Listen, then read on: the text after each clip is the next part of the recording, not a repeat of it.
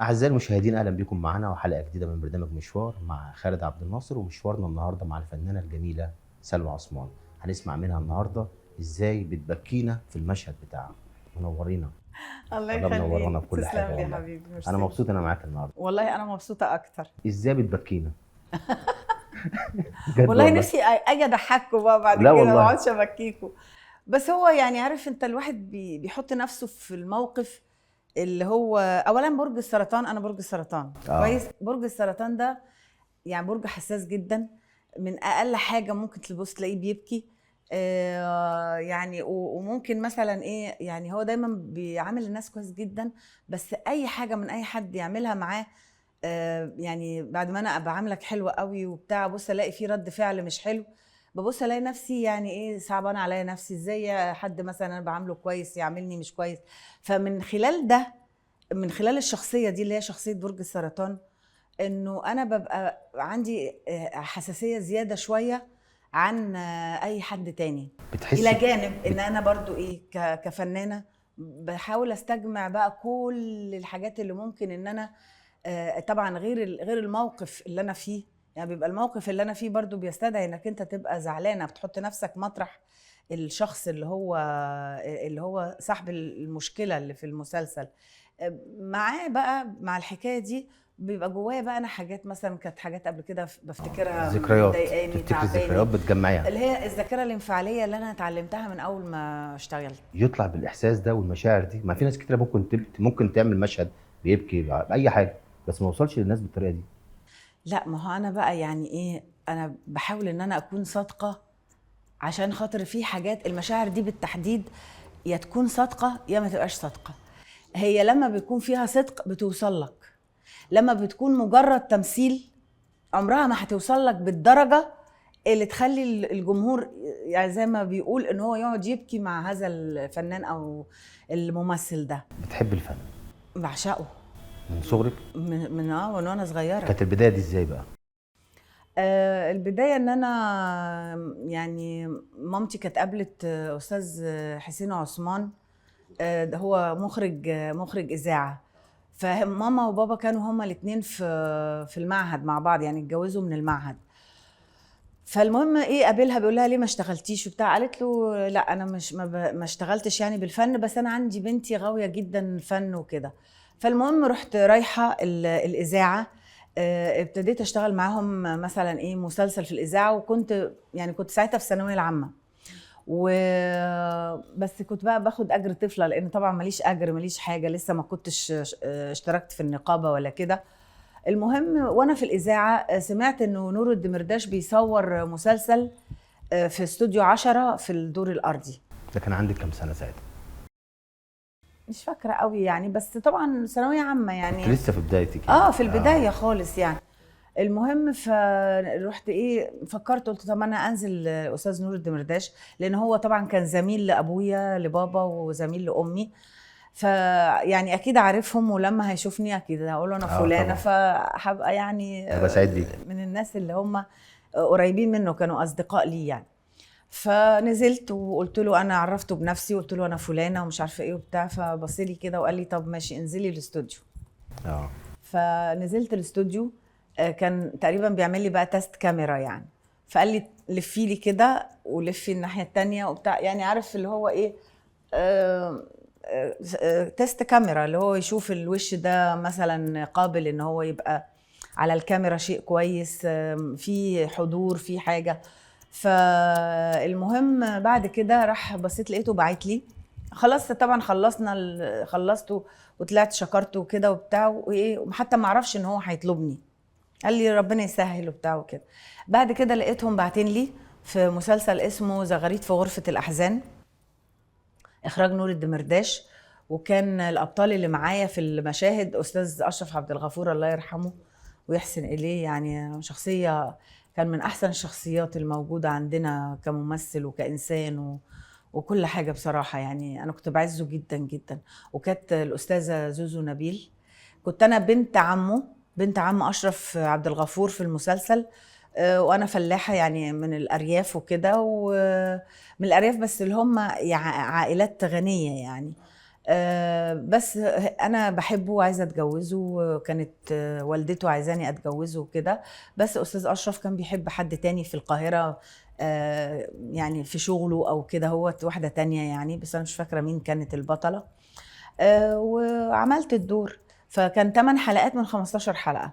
فطبعا 8 حلقات من 15 حلقه بالنسبه لواحده جديده يعني يعتبر حاجه جميله جدا، حاجه كبيره قوي قوي قوي يعني، بدايه حلوه يعني. بس انا كنت لسه هايبه الكاميرا وهايبه الموضوع وبتاع. كان صوتي مش طالع قوي مين يعني. اللي ليه الفضل بقى في ان انت تدخلي مجال الفن؟ ما اللي هو حاول أستاذ نور. يدعمك ويزق، هو ده استاذ نور، ما هو بقول لك نور الدمرداش خدني في مسلسل زغاريد في غرفه الاحزان، دي كانت بدايه بالنسبه لي يعني، استاذ نور. وبعدين حتى هو كان طبعا شديد، استاذ نور مش انا اسمع انه كان شديد كان جدا. شديد جدا. فالمهم ايه، فلقاني بقى انا صوتي بقى واطي وبتاع، فكان بيزعق طبعا. فهو كان بيزعق، كان صوتي بيوطى اكتر يعني من الخوف من ان انا. وبعدين ايه، كنت طبعا هيبقى بخاف. الموقف طبعا. وبخاف اغلط فاغلط. بعدين لغايه اما لقيت ناس حواليا كلها بتغلط وبتعيد وعادي وكيوتون ومش عارفه ايه وبتاع، ابتديت ايه يعني ابقى. كان عندي خجل قوي الاول يعني، اول ما ابتديت اشتغل. فطبعا يعني شويه شويه ابتديت بقى من ده اشتغل في حاجات تانية. اشتغلت مع استاذ مطيع زايد، وكنا بنشتغل في دبي مسلسلات، ومن واحده لواحده لواحده بدات اشتغل يعني. حسيتي بالانطلاقه امتى بقى معاكي؟ حسيت ان انت خلاص يعني انا وصلت للمرحله اللي انا عايزاها؟ ده مش من بدري يعني، مش من متأخر لا. ولا؟ يعني ايه مثلا بدايه من سجن النساء، انا كان عندي بدايه تانية يعني. انا كان ليا يعني انا مثلا عملت ملف في الاداب قبل سجن النساء بكتير. عملت ملف في الاداب، وعملت بياضه في اللي هو مع استاذ محمود عبد العزيز واستاذه مديحه كامل في البشاير. فطبعا كان استاذ وحيد حامد يعني عارف، اخدني في بياضه، وخدني معاه في ملف في الاداب. وطبعا استاذ عاطف الطيب. استاذ عاطف الطيب شافني في مسرحيه، كنت بعمل الاول مسرحيه بتاعت مع خالص تحياتي مع استاذ عبد المنعم مدبولي. فاتفرج استاذ عاطف الطيب على المسرحيه، كانت متسجله، فقال لهم انا عايز البنت دي معايا في ملف في الاداب. كان طبعا معايا مديحه كامل، يعني الممثله العظيمه العبقريه القمر، يعني ما كانش فيها حاجه وحشه بصراحه، ممثله قديره. يعني بتحب زمايلها اللي حواليها. انا كنت سعيده قوي، وكنت قاعده منتظره اشوف مديحه كامل يعني. احنا المفروض كنا اي شاشه والله. الله يخليك. ايه الفرق بين الزمن اللي فات والزمن ده في الفن؟ حاسه بالفرق؟ الاختلاف ايه ولا مفيش اختلاف؟ لا، هو الاختلاف طبعا في اختلافات بتبقى حاصله، في تقنيات جديده بتحصل، في مواضيع مختلفه بتتعمل، لانه طبعا احنا الزمن بتاعنا فيه حاجات تانية مختلفه غير اللي فات. فانت عندك بتبقى الحكايات جديده، حكايات مختلفه.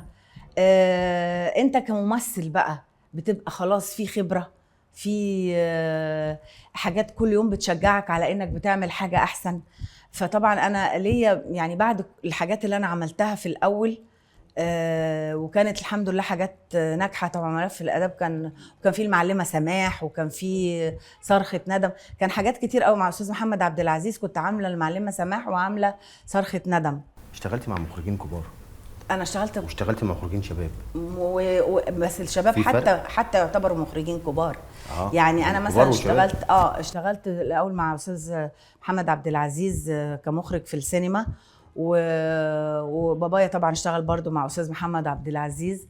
ويعني دول مخرجين كبار الاولانيين. واشتغلت مع استاذ حسين عماره، عملت البراري والحمود. طبعا.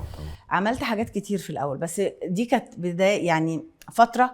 وفي ليا فتره زي ما تكون ايه جددت اللي هي دلوقتي دي، اللي هي لا من اول سجن النساء سنه 2014 اعتقد كانت 2014. فالمهم يعني ان انا كانت بدايه تانية تعتبر بالنسبه لي سجن النساء مع استاذه كامله ابو ذكري. بعديها جه بقى مع استاذ محمد ياسين. دول مخرجين شباب ولكن مخرجين كبار يعني، مخرجين يعني تقال. انا اقصد بقى الزمن اللي فات او المخرجين اللي فاتوا، زي المخرجين دلوقتي نفس الفكر ونفس الطباع، ولا ده كان زي ما اكيد ده في كان زمان؟ تطور في الفكر وفي كل تطور حاجة. بقول لك يعني على حسب اختياراتهم للمواضيع كمان. ما هو المخرج بيختار موضوع جديد، موضوع هو مقتنع بيه عشان يوصله. فالمواضيع اختلفت، فبالتالي والتقنيات بتاعت المخرجين اختلفت، وهم نفسهم كشخصيات مختلفين عن مخرجين زمان. ايوه. فانت ابتديت تشتغل مع ناس برضو شباب، بس يعني مخرجين كبار برضو بقول عليهم، ما اقدرش اقول عليهم غير كده. يعني في استاذه كامله، وفي استاذ محمد ياسين، في استاذ محمد سامي كمان كان بالنسبه لي يعني ده كمان مرحله اعلى كمان. لسه هنتكلم على محمد سامي ده كتير قوي دلوقتي، بس انا عايز اول حاجه، ايه اقرب دور بيمثل شخصيتك انت عملتيه؟ كل الشخصيات اللي انا عملتها بتمثل شخصيتي كلها. كل شخصيه بتبقى فيها حته مثلا مني، يعني مش ضروري كلها بالظبط، ولكن كل حاجه يعني ست مصريه. أيوة. يعني انت في النهايه في بدايتي، او يعني الحاجه الاساسيه بتاعتي ان انا ست مصريه او بنت مصريه. يعني كنت قبل كده بنت مصريه، دلوقتي بقيت ست مصريه. فالمصريه بتاعتنا من يعني مصريتي انا دخلت في الادوار اللي هي كلها برضو بتمثل الست المصريه. فتحس ان انت في كل مسلسل في حاجه منك انت شخصيا، كبيئتنا المصريه، كاهلنا، يعني الحاجات دي كلها بتاثر فيك من خلال الشغل اللي انت بتعمله. برضو بيتكلم عن الستات المصريه، الشباب المصري، حكاياتنا يعني. طيب حضرتك ابكيتي ناس كتير تمام بتفرجوا عليك، ماشي. مين اللي بيبكي بقى سلوى عثمان؟ مين اللي بيبكي سلوى عثمان؟ انا بحب قوي فردوس محمد. اولا هم بيشبهوني بيها، مش كشبه يعني، كاحساس وكستنا المصريه، برضو الست المصريه بتاعتنا الاصيله. انا فعلا هي دي ممكن تبكيني، استاذه اللي ممكن فردوس تاثر محمد. فيك وتبكيكي. بحسها قوي قوي، يعني انا بحس قد ايه هي صادقه، يعني من الناس الصادقين جدا اللي انت تحس ان ده شيء طبيعي. هي ما بتمثلش، هي كمان الست دي ما بتمثلش. في ناس كتيره بتقول لك ان احمد العوضي ومحمد رمضان الاثنين واخدين نفس الدور الواحد، او احمد العوضي بيقلد محمد رمضان، مع انك اشتغلتي في مسلسلين حق عرب واشتغلتي في مسلسل محمد رمضان. شايفه الاختلاف بينهم ايه؟ هو مفيش حد شبه التاني في الدنيا، ومفيش حد، والناس هي اللي بتحكم اذا كان ده مثلا بتتشد لده او بتتشد لده. هما بيتشدوا ممكن للاتنين، بس حاسين ان ده محمد رمضان وده احمد العوضي. وبعدين كل واحد فيهم بيجتهد في دوره في شغله، بيجتهد في الشخصية اللي هو بيعملها. فطبعا اختلاف الشخصيات اكيد بتأثر على الممثل، يعني بيخليك مختلف عن الممثل الآخر. الموضوع، تناول الموضوع، الإحساس بتاع كل واحد مهما كان، محدش بيقلد التاني في إحساسه على فكرة، ما ينفعش. مين أكتر واحد حسيت إن أنت اشتغلتي معاه كويس؟ هما الاثنين بشتغل معاهم زي حلو بعض. طبعا. أنا مع أحمد العوضي عملنا شغل يعني كان ترندات في مسلسل بتاع حق عرب. بالظبط. أنا وهو، انا كنت حاسه ان هو ابني بجد يعني. وبعدين احنا كنا قريبين من بعض يعني في الطبيعه عادي. يعني هو كان هو يعني شعبي قوي، هو جدع قوي، ورمضان طبعا جدع قوي، والاثنين جدعان. بس كل واحد يعني يا جماعه كل واحد ليه شخصيته، محدش بيبقى شبه التاني، ولا حد بيقلد التاني، ومحدش يعرف يقلد التاني. بس انت شايف الانتقادات اللي بتحصل كتير على محمد رمضان في الفتره الاخيره، في طريقه لبسه، في السلوكات اللي بيعملها؟ باخر مره القلم اللي ضربه للشاب اللي كان لا، هو محمد رمضان ما ضربش الشاب، ضرب الشاب. لا ده حد تاني اللي ضرب. لا مش عمرو دياب. اه انا لا، اللي ضرب محمد رمضان برضه. والله لا ما شفتش ده. ضرب اخر مره شاب وطلع اعتذر وقال لك انا اسف، انا كنت متضايق. فحاسه ان العصبيه في محمد رمضان اكتر ولا في احمد العوضي، مع انك اشتغلت مع الاثنين؟ لا انا ما شفتش من محمد رمضان كمان عصبيه. مفيش اي حاجه. ما انا بصوا يا جماعه، انا لما بتكلم على واحد او على ممثل او على نجم، بتكلم على اللي انا عشت معاه فيه، شغاله معاه فيه. اللي بره بقى ده انا هحكم ففي عليه سلوكيات. ليه واحكم عليه ازاي؟ انا بحكم على تصرفاتهم معانا بس، مش بس معايا. يعني هو كان بيعملنا مثلا لما كان في مشهد محمد رمضان كان بيعمله، ان هو كان بيعيط بجد وحاسس ان احنا صعبان عليه، ان احنا المفروض امهاته، انا واحلامي جريت لي وبتاع. ده وبعدين مسلسل إيه؟ بعد ما خلص ايه، ده كان مسلسل برنس. ايوه. فبعد ما خلص حتى كان بيعيط بجد. وبعدين ف يعني لو هو بقى زي ما هم بيقولوا عليه ان هو متكبر ولا بتاع، سالنا بيقول لنا طب انتوا حسيتوا بيا وبتاع، قلنا له احنا عيطنا على عياطك. فيعني هو راخر ممثل. يعني احنا بنبقى لبعض اول جمهور، احنا الفنيين اول جمهور لينا، الممثلين زملائنا احنا مع بعضينا كلنا كده اول جمهور مننا فينا. بنحس بعض، بنحس انه مثلا لازم يكون في ألفة بينكم عشان عمل، لا هو العمل يطلع بنحس بشكل كويس. مثلا اللي قدامه انه عمل مشهد حلو، ما احنا بنجر بعض المشاهد الحلوه. يعني لما واحد بيبقى كويس، انا ما يسعدنيش ان انا ابقى كويسه واللي قدامي مش كويس. يعني مش يعني الغيرة الفنية اللي احنا بنسمع عنها دي ما بتحصلش بينكم؟ الغيره الفنيه لما تبقى في انك تعمل حاجه حلوه وعايز انك انت تبقى قد اللي قدامك واللي قدامك قدك وبتاع، بتطلعوا انتوا الاتنين احلى مشهد في الدنيا. انا واحمد العوضي لما عملنا المشاهد بتاعت اولا المشاهد بتاعت المخدرات بتاعته، احمد العوضي كان بيعيط بجد، كان بيعيط بجد والله. فيعني بناخد وندي من بعض. لو واحد فينا واقع مش هيدي للتاني، ولو التاني ما استجابش. يعني انا بعتبر زي ما يكون في ماتش بينج بونج بينك وبين اللي قدامك. لازم ده يعني لو انا في ماتش بعمل فيه كده ومفيش حد قدامي بيصد، لا انا بحس انه لازم احنا الاتنين نبقى حلوين، نبقى حاسين. يعني وانا حاسه انه ده ابني اللي بيشرب مخدرات ومخضوضه عليه وبتاع، وصرخت عشان اقول لصاحبه ما تروحش تجيب حاجه، وحطيت له رجلي على المخدرات عشان خاطر ما يشربش، وهو بيتحايل عليا ومش وهو بيتحايل عليا. يعني الام بقى اللي موقفها ايه، انه صعبان عليها بس في نفس الوقت عشان مصلحته مش هتستسلم. اللي بيخوفك، اللي دايما خايفة من بكرة، خايفة من بص اللي بيخوفني شغلي فني. انا مش عايزه، يعني نفسي دايما ان انا اعلى ما انزلش. يعني بتمنى انه انا ربنا يبقى مديني الفرصه، انه طبعا لانه ده كل شيء بايد ربنا سبحانه وتعالى، ثم اي يعني كل الدنيا اسباب لبعضها.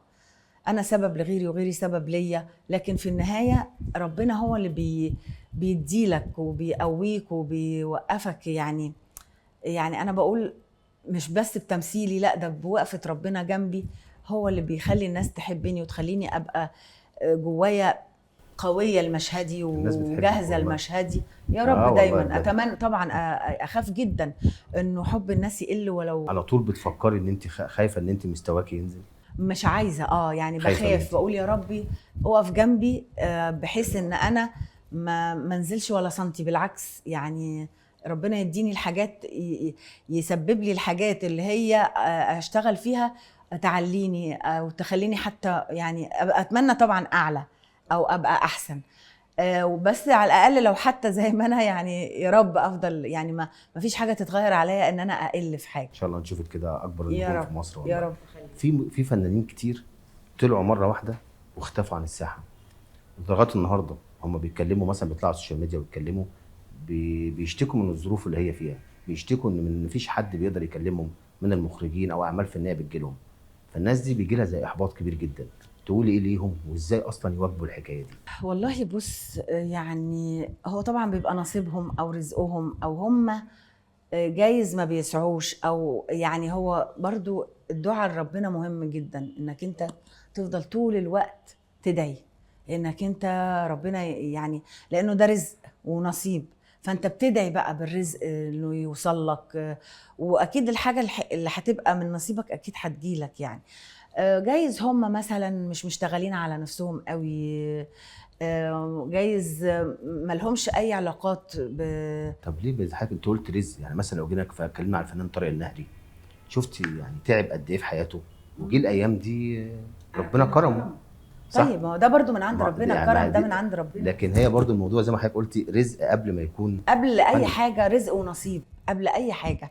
وانت بس ايه، يعني الواحد يفضل يدعي ربنا، ما يبطلش يدعي ربنا، لانه هو ربنا اول حاجه هي اللي هو اللي هيسبب لك الاسباب، هيبعت لك الحاجه اللي تخليك تعلى، اللي تخليك تشتغل دايما، اللي تخليك يعني في حاجات كتير قوي قوي ربنا بيسببها، بيقف جنبك بيها. فممكن يعني ما ببقاش عارفه ظروفهم قوي ايه يعني، او مثلا طب نعمل لهم ايه يعني؟ هل ممكن نخاطب نقابه، نخاطب الفنان ما هو أشرف طبعا زكي، هو نخاطب استاذ الناس؟ اشرف الحقيقه الدكتور اشرف زكي مهتم بكل فرد في النقابه. ودار المسنين اللي اتعمل، اسف، دار الفنانين اللي اتعمل للمسنين، صح كده؟ ده عملوه، ده كويس جدا. طبعا يعني ما يحسش الفنان بعد كده ان هو يعني حتى لو اصل ساعات الظروف ما تخليكش تعرف ان تبقى الاهل موجودين مثلا بشكل او باخر، في حد ما عندوش الامكانيه ان هو يبقى قاعد طول الوقت مع اهله، انت بقى كده قاعد مع زملاء ليك زي ما تكون انت برضو لسه الذكريات القديمه كانوا مع بعض. يعني انا بشوف انه لو كل مثلا مهنه بتعمل لاهلها او للناس اللي بيشتغلوا معاها دار زي دي، هيبقى شيء كويس. لانه حتى لو قاعد هيبقى قاعد مع زملائه، قاعد مع ناس يعرفهم، مش قاعد مع ناس غرب، بيبقى فيه اهتمام بيهم. يعني انا بصراحه يعني شفت الاهتمام بالاستاذ محمود عبد الغفار، هو اللي ماسك الدار بتاعت كبار الفنانين، اهتمام بالنظافه والاكل والشرب واللي هو الترفيه. يعني المساله مش مجرد انك انت بس قاعد وخلاص اهو مرمي وخلاص في حته، لا ده انت عايش في وسط اهلك، وعايش في بيعملوا لك حفلات ساعات ترفيه، بيعملوا لك اكل حلو وشرب حلو، مكان نظيف زي الفل. يعني تحس انك انت في مكان بيعززك ويكرمك، مش بيعمل حاجه تانية. طب حضرتك انتوا كلكم تحت مظله النقابه، صح كده؟ طبعا. وكل واحد ليه اسمه وليه تاريخه وليه عنوان وليه كل حاجه، ليه ما يكونش في خريطه تشوف كل الممثلين وكل الفنانين مثلا هم موجودين على الساحه، الناس اللي ما اشتغلتش، الناس اللي اشتغلت، يبقى في خريطه اقدر اجيب منه ده واجيب منه ده عشان ما حدش يشتكي. بص، هو دكتور اشرف الحقيقه مش مقصر، دكتور اشرف زكي مش مقصر في حاجه زي كده، بدليل ان هو مره عمل سيشن لكل الناس اللي ما بتشتغلش، عمل لهم سيشن في المسرح، كانوا راحوا المسرح وعمل لهم بقى في لبس وفي تصوير وفي مكياج وفي بتاع، على اساس انه دول يعني بقى ليهم صور وسيشن موجود، بحيث انه لو اي حد مثلا محتاجينه في حاجه معينه يلاقوه. فدكتور اشرف مش بيأثر، ولما بيلاقي حد مثلا عايز يشتغل او حاجه بيقول وبيساند يعني بصراحه النقابه مش مقصره يعني. ايه الدور اللي نفسك تعمليه الفتره اللي جايه، او نفسك في حياتك كنت عايزه تعمليه وعايزه الفتره الجايه تعمليه؟ والله انا نفسي اعمل دور مختلف عن دور العياط. بكره. يعني ايه، هو الناس عماله تقول لي طب كفايه عياط بقى، طب اقول لهم يا جماعه طب امال اعمل ايه؟ يعني الدور محتاج كده. يعني انا مثلا ابني واللطمه. ايه؟ واللطمه برضه. اللطمه بتلطمي لا ما بلطمش كتير. لا لا لا مش بلطم كتير، يعني لما الحكايه تحتاج قوي قوي بس تلطمي. لا في طبعا احتياج لحاجه زي كده. فيلم مسلسل البرنس لما عملتيه وكان محمد رمضان وانت واقفه قعدت تلطمي وتصوتي كان جنب المطبخ باين، انت عملتي لا ده المشهد ده فظيع. مش، لا انا ما لطمتش فيه، لا ده انت شفت حته تانية ولا حاجه. لا طبعا انا بهدلتهم، انا مسكتهم هم، بقيت اعمل فيهم، لكن ما فيش كان لطم. بس انا كنت اللي هو كانت حالتي ان انا مش مصدقه ان اولادي بيعملوا كده، ولذلك الناس صدقته. يعني الناس كان عامل ترند المشهد اياميها في سنه 2020. ف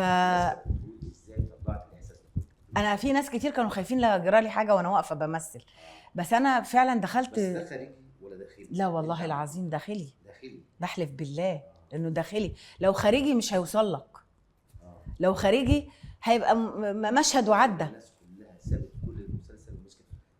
طب الحمد لله. والله قول يا رب. فظيعه. نقول يا رب دايما كده، يا رب والله، يا رب دايما الناس تبقى مبسوطه من الشغل بتاعي.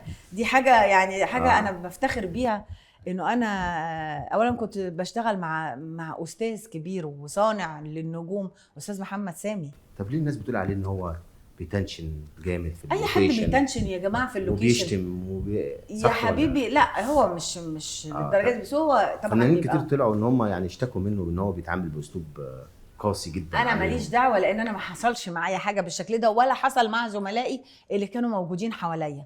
ما حصلش، ما شفتوش. يبقى في ألفة بينكم جدا جدا. وحتى لما بيزعق هو بيبقى قلبه على الفنان اللي قدامه، عايزه يعمل احلى حاجه عنده، او لكن مش لدرجه شتيمه والكلام ده.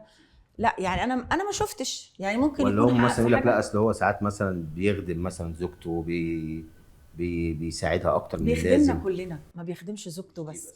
اولا زوجته بطله المسلسل، وهي اللي شايله المسلسل على كتافها طبعا مع كل زملائها اكيد، يعني لانه مفيش حد، احنا بنبقى فريق كوره مفيش حد لوحده. لكن في الاول وفي الاخر بتبقى هي محور المسلسل. فلازم هو يبقى يعني ايه، زي ما بيقول لي زي ما بيقول لها، وساعات برضو بيقسوا عليها شويه. يعني يعني مش بيعامل الناس كلها، هو عايز يطلع احسن ما في كل الناس، وعايز اي حد في شغله كده انه طبعا يعني بالاضافه لانها زوجته هي بطله المسلسل، وعايزها تطلع لازم تبقى قد كلمه ان هي بطله المسلسل. لازم تبقى كده. ما ينفعش انا اخش اعمل بطوله مسلسل وما بقاش قد البطوله.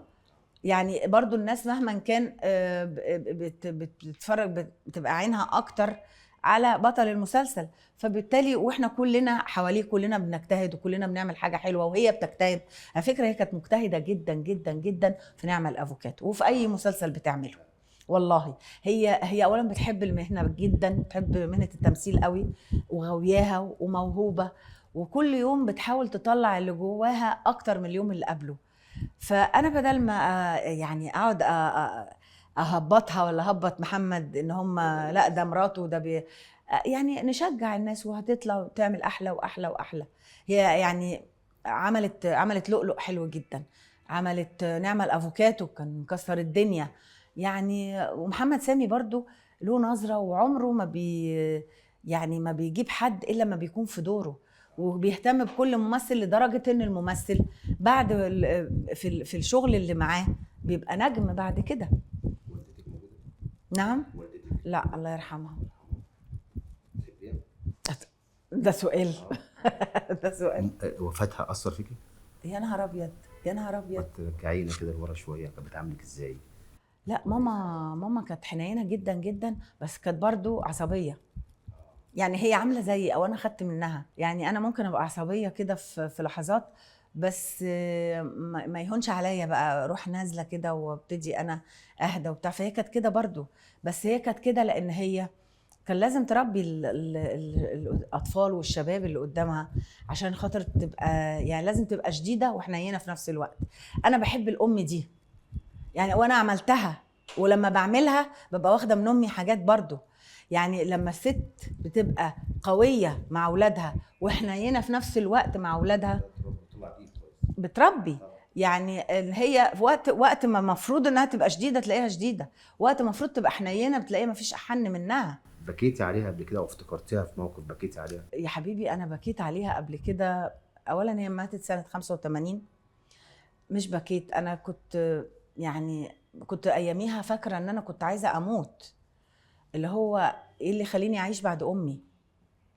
فلا طبعا الام يعني حاجه كبيره جدا، والاب وابويا الله يرحمه يعني لا يعني الاثنين ابويا وامي يعني اللي هو انا عايز اخليك تبكي، فانا عشان كده لا انا مش عايزه بحاول لا انا مش عايزه ابكي، بس انا جوايا، بص انا جوايا ممكن قلب الواحد يبقى بيبكي، بس انا مش عايزه ازهق الناس كمان حتى وانا بعمل لقاء اعيط لهم. لا مش عايز.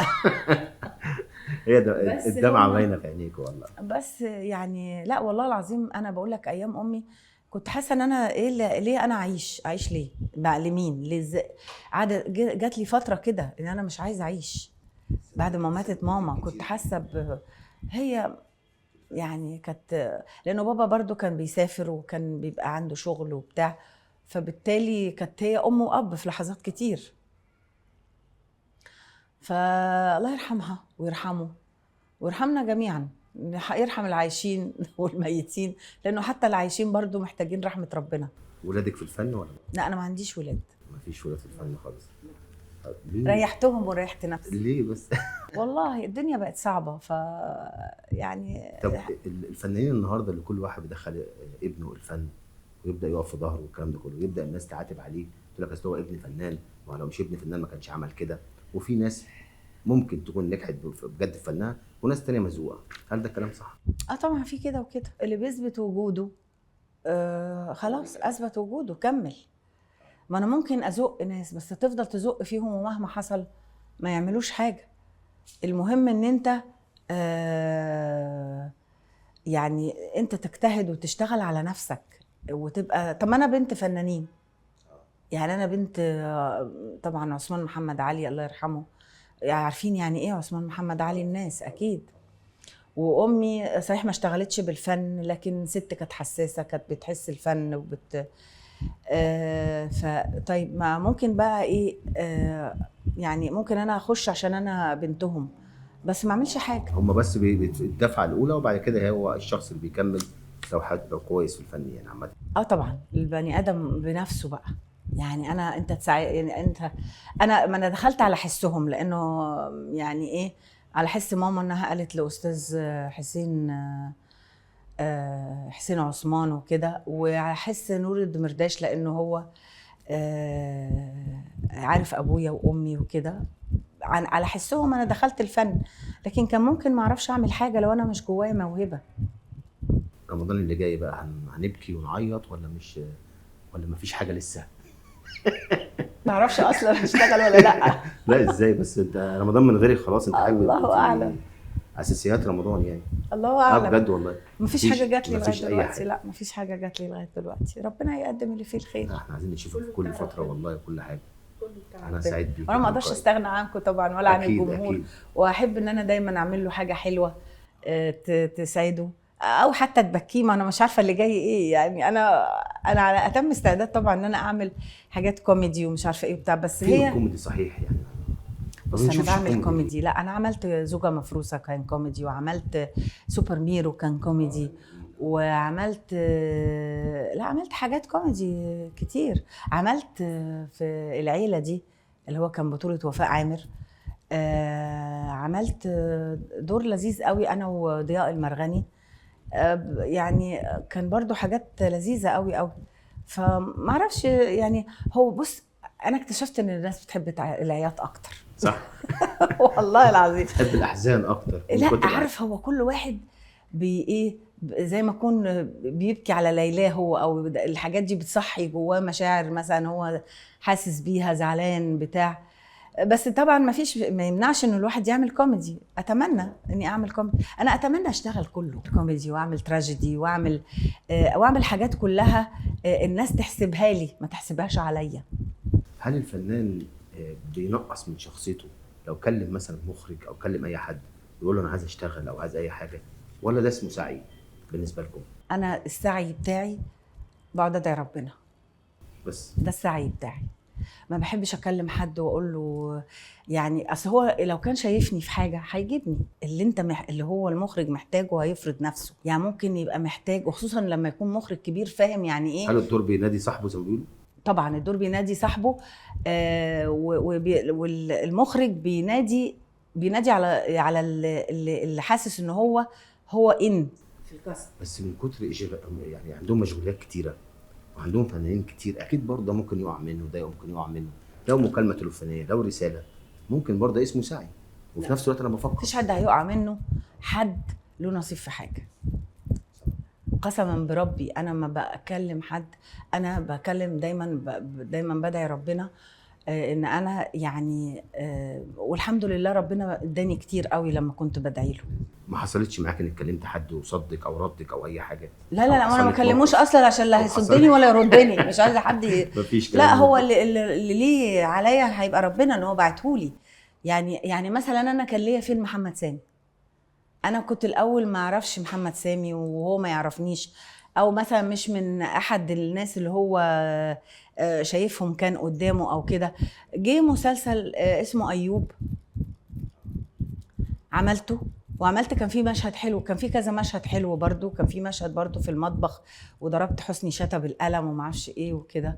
فاستاذ محمد عشان انا سالته بقول له حضرتك يعني منين انا مثلا، لان احنا ما كناش نعرف بعض قوي يعني. فالمهم قال لي انا شفت ايوب وعلى هذا الاساس بعت لي في ولد الغلابه. الاول كان دور مش كبير قوي بس دور مهم يعني، وبعدين بعد كده عملت معاه البرنس، كنت احد ابطال المسلسل. ف يعني شوف ربنا سبب. على فكره انا ما كنتش هشتغل ايوب يعني، بص يعني تعرف ان ربنا بيسبب الاسباب. ما كنتش هشتغل ايوب، كان ايه، كان في يعني اخد ورد وبتاع، المهم ايه ما كنتش هشتغله، بس ايه ربنا كتبهولي. فالمهم اشتغلت ايوب، ومن ايوب محمد سامي اتفرج على المشهد وبعت لي. في حاجه اسمها رزق تسعى اليه ورزق ياتيك، انت من انهي بقى الرزق اللي فيهم؟ ممكن يبقى ده حاسه وده، السعي ولا ان هو بيجي لك ممكن كده؟ يبقى ده، ممكن يبقى ده وده. انا سعي بتاعي او اللي بفهمه في السعي اللي اعرفه يعني، انه السعي انت تشتغل حلو قوي، انت تعمل دور حلو قوي، او تشتغل في مثلا لو بتشتغل حتى في بنك تبقى شاطر قوي. تبقى ده السعي، ده سعيك، ده سعيك انت للرزق. ليه؟ لان انت لما بتعمل حاجه حلوه قوي بيجي لك بقى رزق على حس انك انت ده انت شاطر، ده انت بتعرف تشتغل، ده انت بتعرف تعمل في اي شغلانه، مش شرط احنا بس يعني. ده السعي بتاع البني ادم، ده على حد فهمي والله. لو ليهم تفسير تاني طبعا ممكن يكون في تفسير ديني تاني او حاجه، بس انا ده اللي بفهمه. الرزق اللي بيجي لك هو بيبقى ربنا بعته لك برضه. الحب بالنسبه لك يمثل ايه؟ الحب ده شيء مهم جدا جدا في الحياه. لو الانسان ما بيحبش ما اعتقدش هيعرف يعيش قوي. انا حاسه انه قله الحب في الزمان ده وحب المصلحه اللي هو طغى على كل حب في الدنيا مخلي الناس مش حاسه بالسعاده قوي. يعني لو انا مثلا ولا في اصدقاء ولا في جيران ولا، لا انا بتكلم على في شيء سائد كتير دلوقتي يعني، مش بقول على كل الناس، انا ما بعملش احكام مطلقه، عمر ما في الدنيا احكام مطلقه. انت مثلا حب المصلحه بس هو اللي سائد، هو اللي بقى سايد كتير. فلكن انت يعني الحب اللي هو يعني انك انت بتحب حد بجد، حتى لو الحد ده بعد كده بقى واقف جنبك او انت واقف جنبه، بس من خلال الحب مش من خلال المصلحة. اتغدر بيكي قبل كده؟ اتغدر بيا زمان وانا صغيره، بس دلوقتي مش بيغدروا بيا يعني. الحياه مستقره الحمد لله فما فيهاش غدر. انت نورتينا وشرفتينا. الله يخليك. وانا سعيد بلقائك النهارده والله. ميرسي، الله يخليك، تسلم لي. اعزائي المشاهدين، زي ما تابعنا الفنانه الجميله، ان شاء الله هنشوف دلوقتي اسرار كتيره تانية مع الفنان طارق النهري.